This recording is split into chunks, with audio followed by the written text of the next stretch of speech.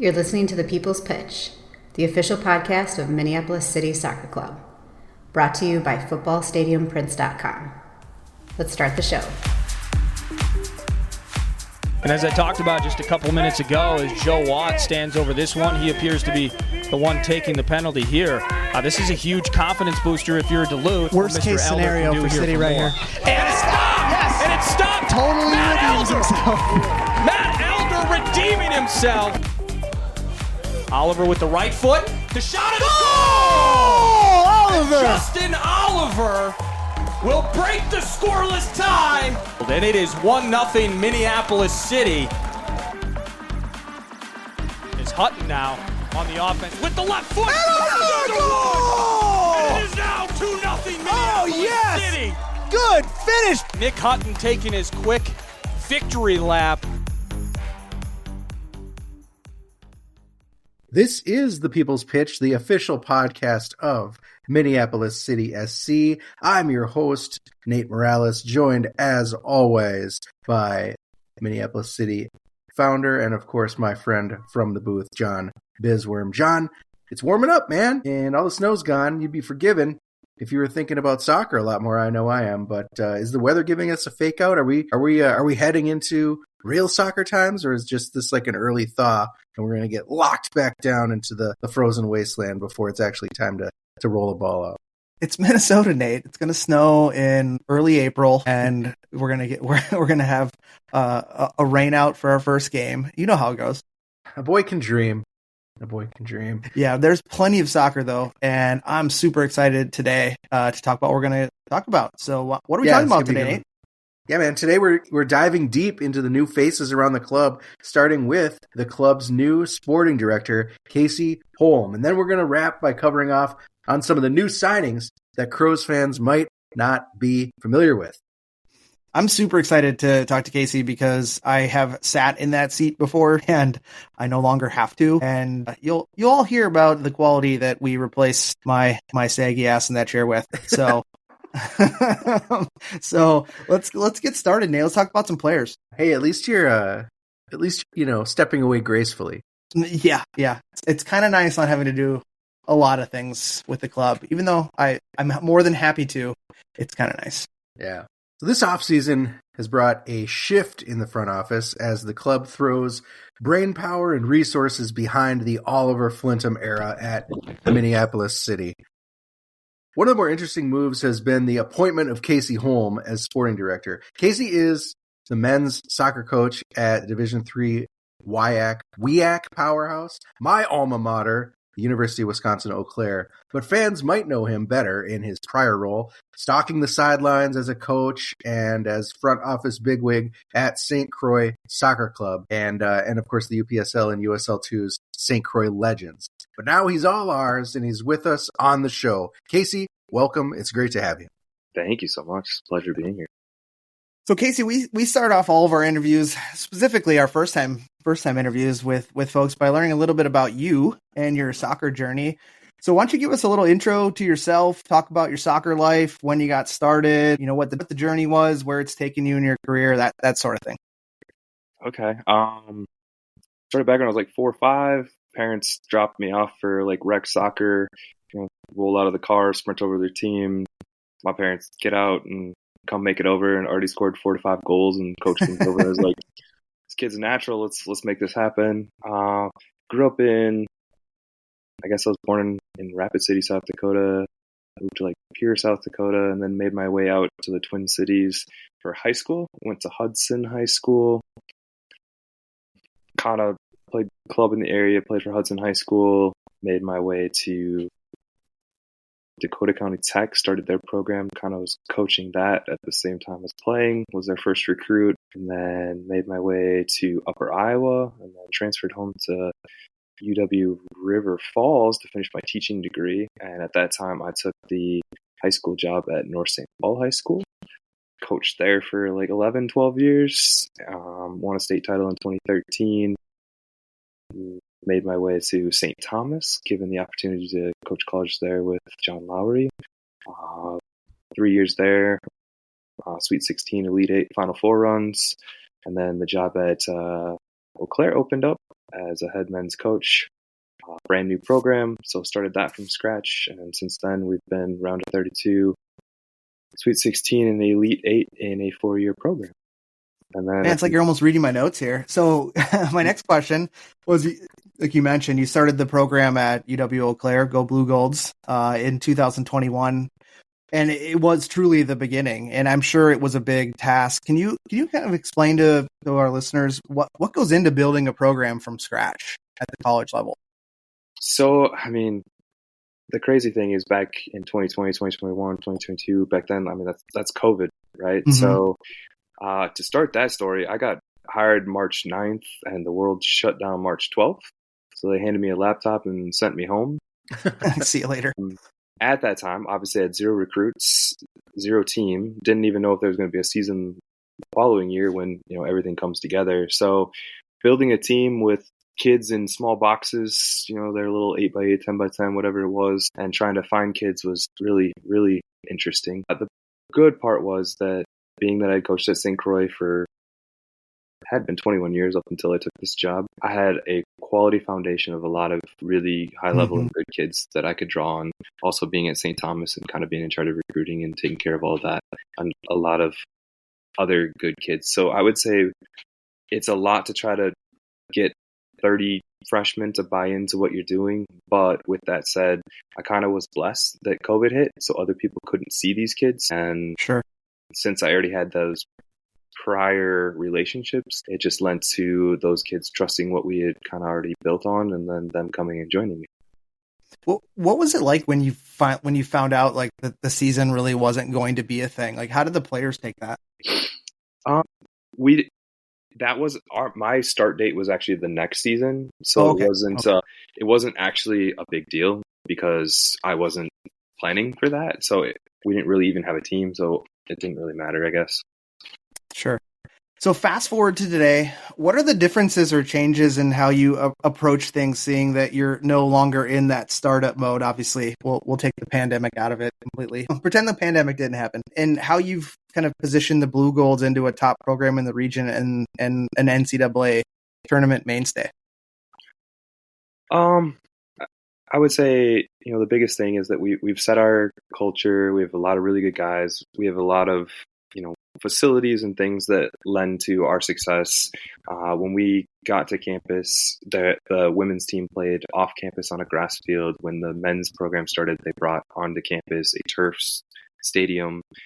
This past year, we opened what's called the Sauna Tag. It's a field house. Yeah, Murray showed me pictures of that. It looked pretty sweet. Which is ridiculous and crazy. I mean, outside of like Augsburg, but I mean, in Eau Claire, no one uses it except for us, so we don't have to share it with anyone. We can pretty well use it whenever we want. So facilities are fantastic. You have a state school, education, which means you got a rock bottom price already pre-built in, which speaks to a lot of kids. So kind of where we're at now that we have a lot of really, really quality kids built on the foundation of the Midwest, mainly Minnesota and Wisconsin to start. We've branched into Illinois, Iowa. We have a couple kids from Seattle, Tennessee. Our most recent recruiting class added one from Oklahoma. We're starting to branch out. Cool thing is, we've made it to a lot of events, a lot of high-end ECNL, MLS Next, USYS regionals. We love to basically make as much soccer as possible, and we're excited with the venture here that with futures and such, we can continue to pre-identify kids early enough and get them within our program. Let's spend a second, Casey, talking about the crown jewel and probably your recruiting efforts over the past 2 years, and that's, of course, Nathan Donovan. Incredibly dangerous striker, finishes his career as NCAA Division III Player of the Year, Scholar Player of the Year, NCAA's overall scoring leader across all like Division I, II, and III with 26 goals this season. Of course, atop the D3 leaderboards with 15 assists. Like truly one of the best D3 careers of all time. How did you find a talent like him? And probably more important to you in the long term, how do you replicate that recruitment and that developmental success? It's a really good question. I think Nathan Donovan is probably a once in a lifetime type athlete that you come across. The part that maybe not everyone knows is he technically tore his ACL in the final 3 minutes of our conference final match, which meant he didn't even get to play in the NCAA tournament and be the most dangerous player in the country, which was a big bummer, and that changes, a national championship type run. Backtrack and how you find an athlete like that, you get pretty lucky. You see him one time and you're like, wow, this kid's unbelievable. You try super hard, then he ghosts you for 5 months, and you continually still message him, and he just has a litany of text messages sitting there, and then one day he pops back in. He was from a town on the border of Wisconsin and Iowa, went to a school in Iowa, and grew 5 to 7 inches his senior year. So he was just kind of off of everyone's radar. That's how you get lucky. That is how you get lucky. We are, beyond on the success at Eau Claire, we're seeing the is it the WEAC? Do you say the WEAC or the WIAC? I say the WIAC. Good. It sounds better than WEAC. All right, good. I like that. So we're seeing the WIAC grow, right? They're adding programs left and right throughout all the UW schools. What is behind this sudden system-wide commitment to athletics and to soccer in particular? I would say the original idea is that athletes tend to stay in school and athletes tend to give back. So, having that connection and keeping retention high, especially, after the pandemic and such, that's kind of enrollment drives a lot of things. The addition of soccer, take this for what it is, but I think they saw how easy that we did it and they thought that everyone else could do it too. And I do think that, based on other sports, they all can do it too. Nice. So it is just that easy. Oh, just grow something from nothing in a year. No problem. I don't think that the other ones had the same initial success because it isn't that easy. You have to get lucky and you have to have a strong foundation and you have to be really good recruiters. I would hang my hat on myself over anyone recruiting any day of the week. So I feel like that's my advantage. But everyone else will find their way. Yeah. So seeing we're about to transition into Minneapolis City related topics here shortly. My last question for you, Casey, on the college piece is, we know club soccer is nowadays preparing kids far better for the college ranks than it used to. But as we see a rise in the quality of off-season homes for players at like the pre-professional level, how has that impacted the talent at the Division III level? The pre-professional level is just continually changing, right? If you think back 10 years ago, 5 years ago to now, the number of, you kind of went from like a men's league to maybe a little bit higher end league to now I would say the antithesis of pre-professional soccer and what it's designed for to get kids ready for college, etc., is probably where we're at in this moment, especially on the USL2 front, with guys being drafted out of it and kind of padding their resumes in preparation for that idea. That landscape has definitely changed, but the addition of quality USL2 teams within our region has definitely pushed the D3 game a lot higher. One of the things that I would say that we say at Eau Claire is, because of my resume and potential and positions within, you have an instant in during the summer. So instead of it, the U.S. soccer program in college is basically broken, if you will, because of a 12-month development turns into 3 months of college soccer. You take time off. You only get so many days during the spring, and then you're off all summer. How do you make that a full year? Well, we look at it as now with this, you have a full year's worth of development. So having the opportunity to go join those teams and continue to play during that off season at a high enough level with other like-minded individuals, you're just that much further ahead. If you look at Olaf's program, they pumped all those kids through our program at back when I was with St. Croix with Legends, my Eau Claire team, all pretty well played through there as well. So that ability to play with, again, like-minded individuals who are pushing themselves at the highest level pushes that D3 envelope higher and makes that ceiling better. Casey, you joined the staff probably end of October, beginning of November, right after high school season, right before I think ECNL season was about to begin. And I think starting then, the contrast between how this year's off season has gone and how last year's went is quite stark. And I'll say that, like, all due respect to Carl, but you get the feeling that he was maybe not able to put his all into player recruitment. He might have been a little too reliant on trials and who those trials were able to reach. It was just kind of like taking it as it came in regards to the player pool. Can you contrast that with the approach that you and Justin and Tudor have taken this winter? Yeah, I would say the biggest piece there is, I don't know how much everyone knows about my relationship with Justin specifically, but I mean, he played for me at North St. Paul. We've been super close. I helped get him started in coaching. He coached with, his first team he ever coached with was my club team, and then he took over my high school team. And we've just been best friends for a very, very long time, and very proud of everything that he's ever done. So I would say the personal relationship with him, and then the relationship that I've helped build with Tudor over the course of time I've known him since back when I was at St. Thomas. He was actually one of the ones that definitely helped me get my job at Eau Claire. So the big piece there is probably the personal relationships, the trust that we've built, the ability that we know each other in and out. We know the kind of players that we look for. We know the guys that we would want to make sure that our program, our team plays at the highest level, has just made that synergy quite simple and has allowed me specifically to go do my job and build a team for them.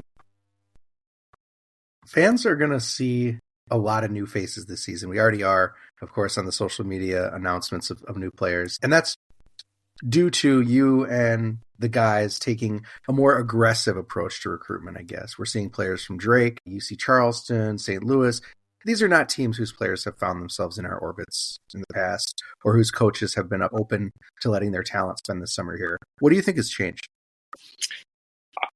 I would say, being immersed in the college soccer scene and being on touchlines at events and building connections and relationships with these coaches day in and day out lends to, basically that last statement of the trust that I've built with, Justin and Tudor, the same trust building with other college coaches and getting to know these players, through the recruiting process, whether I personally or someone I know was recruiting them to go to their school, definitely helps us be seen in a way that builds that trust for those players to know that they're going to come here, they're going to get the development that they need, they're going to be in front of the fans that are going to show them love and give them that extra that you need to be successful.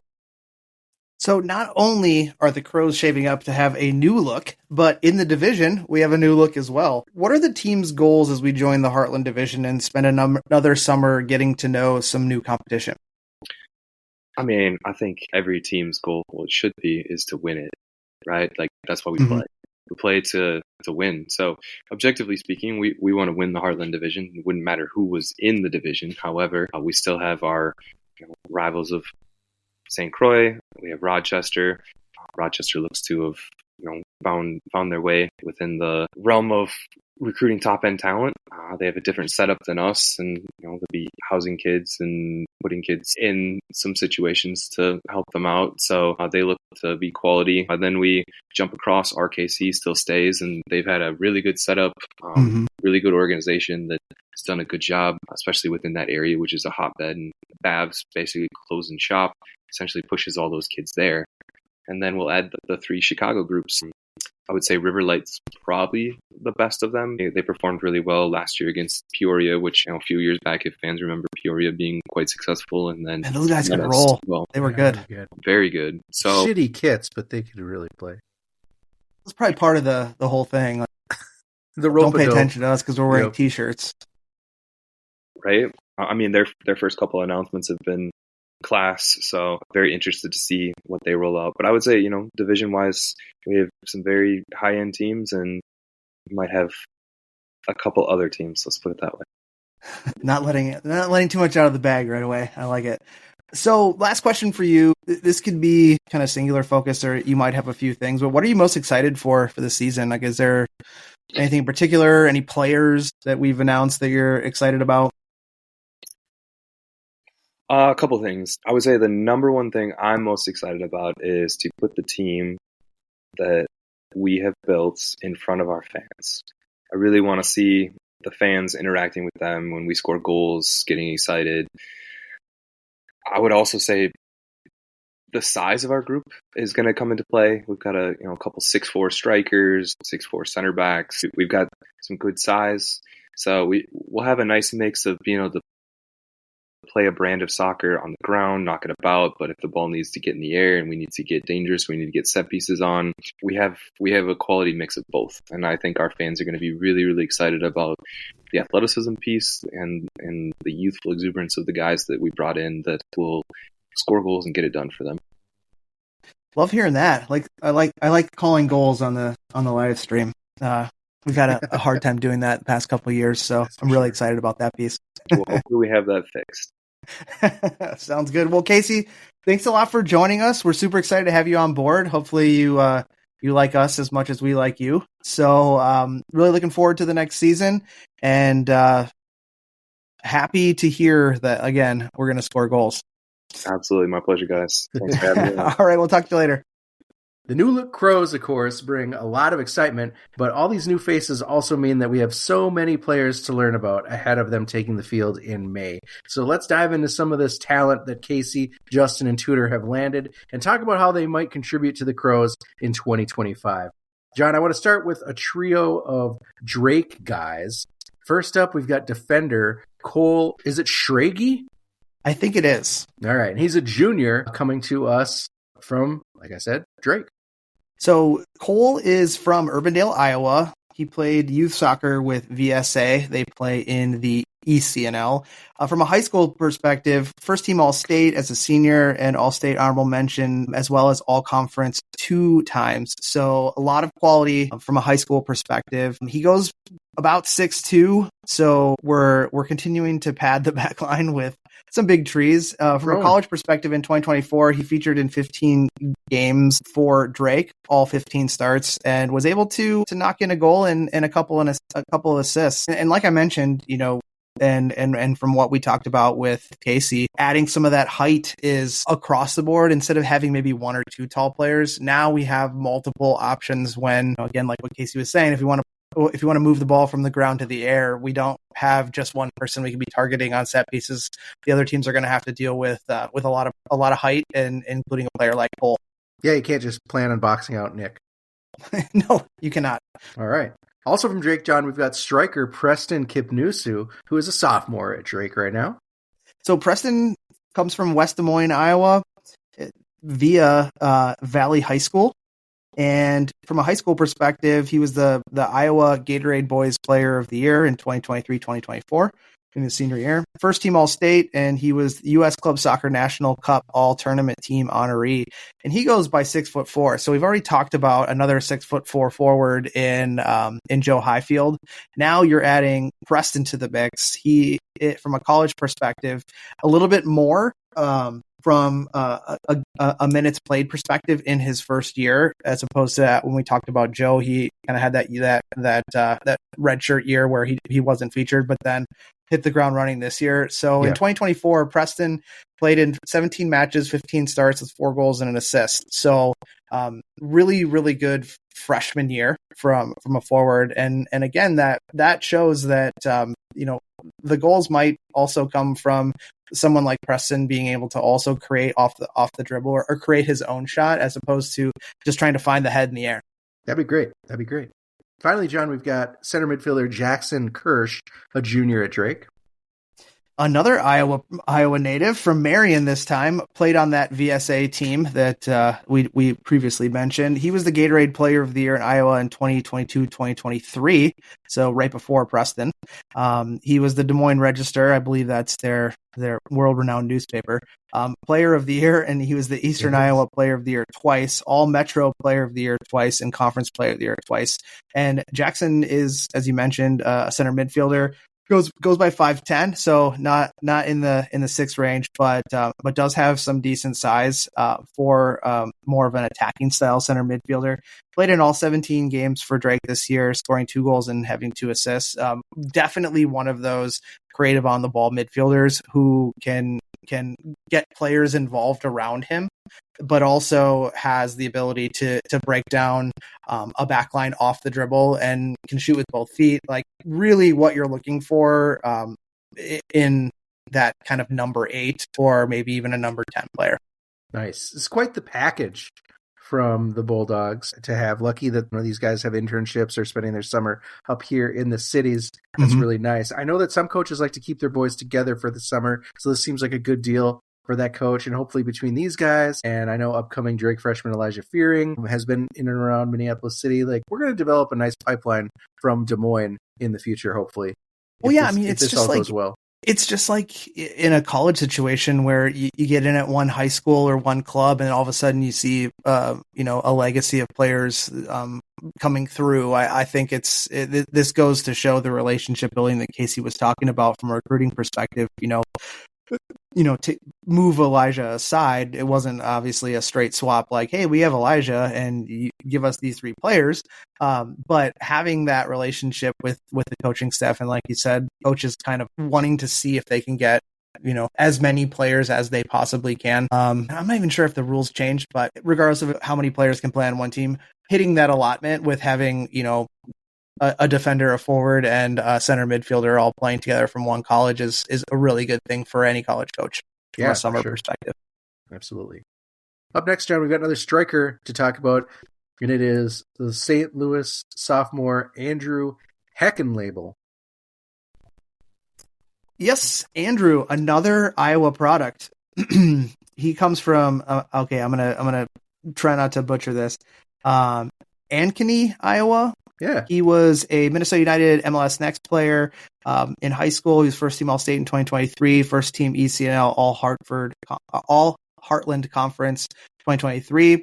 As you mentioned, goes to St. Louis. Another big striker, 6'1", played in all 17 games as a true freshman at St. Louis, started 0 and chipped in 3 assists. And from what I can tell from at least the games where I saw St. Louis play in his freshman year, it was kind of that situation where we see it a lot nowadays with specifically attacking players. They have that year where they get their feet wet in the conference. So they're moving from youth soccer to playing against grown ass men. And this to me seemed like his freshman year was definitely that getting the feet wet season in the Atlantic 10 conference. And I think everyone's going to like Andrew. Andrew's one of those work hard, like high pressure forwards, constantly moving, great off the ball runs. And hopefully we can tilt that 0 goals scored in college to a whole bucket this summer. Yeah. And I mean, this is one of those kids who seems like, if he's from Ankeny, Iowa, that's just it's north of Des Moines a little bit. How do you know that? I just know things. I think it's north of Des Moines. Anyway, he's just making his, making the trip up to the cities to play for, Minnesota United, like just a talent that they were able to identify down from Iowa. We're starting to see that a lot more, even in Minneapolis City's world, right? We've got kids in that future squad from St. Cloud and from Brainerd and from whatever Sauk Center, and just kids making crazy drives, River Falls to play high level. So this is a guy that's dedicated and hopefully he'll be able to. It's tough, John. Like when you start as a freshman and you're going up against the trend in college soccer, which is you've got a team full of 22-year-old freshmen from Portugal or something. Yeah, international students. Yeah. So you can, you totally can forgive that adjustment period.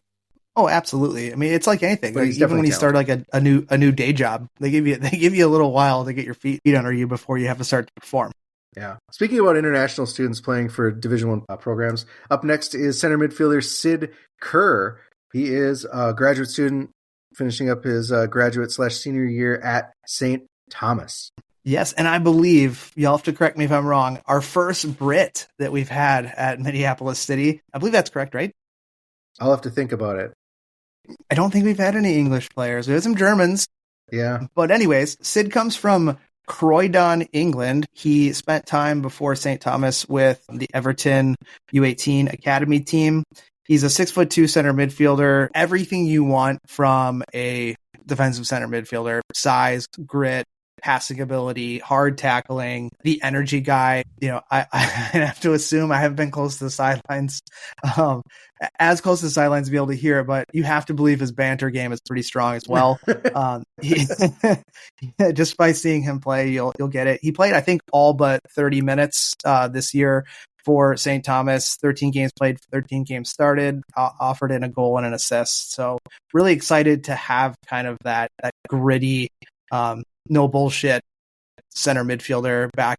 We haven't seen that since probably our NC. Yeah. And I think that, I think you're right, John. This is the first Brit. We played against a few British people on the Duluth side, and we've had guys in the club that have played in England, but never a Brit from England. Yeah. I'd say, like, despite the St. Thomas program performance, we've had really good luck with Tommies coming into Minneapolis City and producing and being really successful. So I'm excited to see how Sid slots in with his team. Just hope he's just the hard-nosed Brexit tackler that you make him sound like he is. Yeah. I think you'll be pleased. All right, and the last of our new faces, John, is a name that's familiar to me for a couple of reasons, but it's Sullivan Twill. He's a striker, a sophomore at UNC Charlotte. Sullivan comes from Minneapolis, Minnesota. His youth club before joining Minnesota Thunder Academy was something called the Evolution Academy in Qatar, which is a first for us. He goes by 6'2" as a striker. Again, tall boys up front. I don't think we have one that's lower than 6'2". From a college stat perspective, in 2024, in his freshman season, Sullivan only played in 2 games, 0 games started, and a 0 stat line. So again, another player who is looking to maybe utilize the experience that he might garner from Minneapolis City in order to gain I don't know what you want to call it, gain the footing for what he probably hopes is a awesome sophomore season. That'll do it for this week's show, folks. We have to give a shout out to our wonderful show sponsor, footballstadiumprints.com. Our friends at footballstadiumprints.com are always expanding their soccer-focused t-shirt designs, prints, and more. Don't forget to use the code CROWS10 for 10% off everything you purchase. And remember, all orders ship from the United States, so no international shipping charges. As a reminder, Minneapolis City is a 501c3, so you can feel good that your membership doubles as a charitable donation to a club that does good. Memberships for 2025 are on sale now. Go get one and secure your spot in the stands for what is shaping up to be an exciting 2025 season full of new faces and new favorites. Do you have anything you want us to cover? Off-season's closing. Get those topics in. Connect with us on Instagram at People's Pitch Podcast. And yes, we are still on Twitter X. You can even mail us if you have any questions, topics you want us to cover on the show, mcscpodcast@gmail.com. And of course, you can connect the club everywhere at MPLS City SC. That is all for this week's show. I am John. That was Nate. And that was Casey. We are going to keep the interview train rolling next time, friends. So begin the guessing game of who will join us next. But until then, you got hooked.